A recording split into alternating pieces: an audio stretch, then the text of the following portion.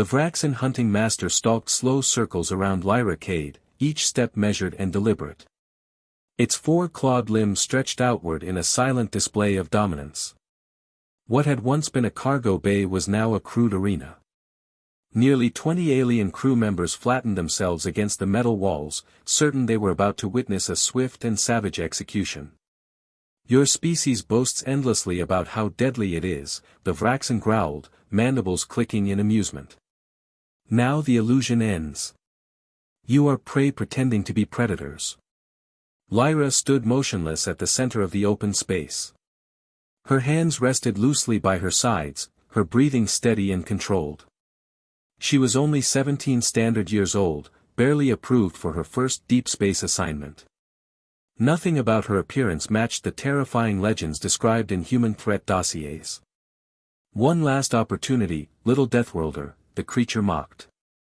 "Beg for mercy, and perhaps I will make your death." The sentence never finished. Lyra moved. It was not a frantic charge born of fear, nor a rigid maneuver drilled into soldiers. It was something far more primal. Something shaped by a world where hesitation meant extinction. In an instant, she crossed the 3-meter gap, her body low and shockingly fast. The Vraxen's 4 eyes barely processed motion before she was already inside its reach. One hand locked onto the ridge of its armored exoskeleton. The other became a blur of precise violence. The first blow crushed its main breathing spiracle. The second shattered the cartilage shielding its vocal system. The third strike landed at the vulnerable junction where skull met spine. Then she did something that caused several onlookers to retch. Her fingers, so small and human, drove into the creature's throat with surgical accuracy and animal savagery. The hunting master tried to roar, to fight back, but Lyra had already destroyed the neural connections required for coordinated response. "You wanted to see a Deathworlder," she said calmly as she tore through flesh and armor with her bare hands. "This is what happens when you corner us." The Vraxen collapsed heavily onto the deck, dark blue-black fluid spreading across the metal floor.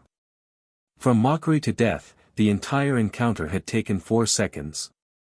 Lyra stepped away, her hands dripping, her expression blank and unreadable.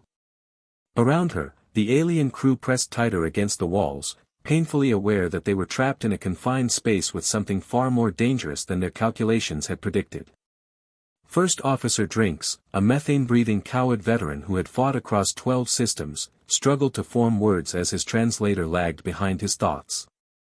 "You are barely grown," he finally said. "You possess no combat certifications. No military training is recorded." "I am from Earth," Lyra replied simply, wiping her hands on a maintenance cloth with the casual ease of someone cleaning after a meal. "Humans do not need training to kill. We need training to stop." Security Chief Torvis stepped forward carefully, her energy weapon aimed at Lyra despite knowing how useless it would be. "That Vraxen was a third circle hunting master," she said. 17 confirmed victories. "He talked too much," Lyra answered. "On Earth, predators don't announce what they plan to do. They act. He told me he would kill me, which meant he hadn't committed yet." Medical Officer Pax examined the corpse, his tentacles trembling. "You destroyed his respiratory system, severed his spinal neural cluster, and ruptured his primary vascular pump. All manually. In 4 seconds. He gave me 3 meters of space and 2 seconds of speech," Lyra replied. "That was the mistake. On Earth, 3 meters is nothing. At that distance, you are already within lethal range if a human decides you are a threat." Captain Zirith pushed through the stunned crowd, his crystalline form scattering light across the bay. His voice carried disbelief. "Humans have served on galactic vessels for generations. How did we fail to understand this?" "Because the humans you met were being polite," Lyra said quietly. "They were choosing restraint." Lyra looked around the cargo bay, her young face suddenly carrying the weight of something ancient. "Most humans spend their lives building cages around what we are," she continued. "We follow rules. We respect customs. We hold ourselves back because we choose to. She paused, her voice steady but cold. But I am young.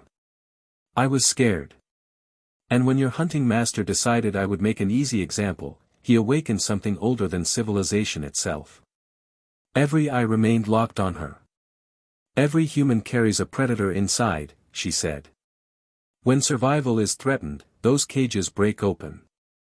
What comes out is billions of years of evolution screaming one message: kill or die. Captain Zirith watched his crew struggle to process the scene. A teenage human girl stood calmly in the remains of a warrior who had boasted of his victories. She explained, without emotion, why her species could never truly be understood by those born on gentler worlds. He laughed at her, Tova whispered, her voice torn between awe and terror. Yes, Lyra agreed, lifting her work bag onto her shoulder as if nothing unusual had occurred. And I made sure he never finished his sentence. On Earth, if you intend to kill something, you don't talk about it. You do it and move on. She walked toward the cargo bay exit. The crowd parted instinctively, like water before a predator. At the threshold, she glanced back once more at the corpse. I'm going to shower and change, she said.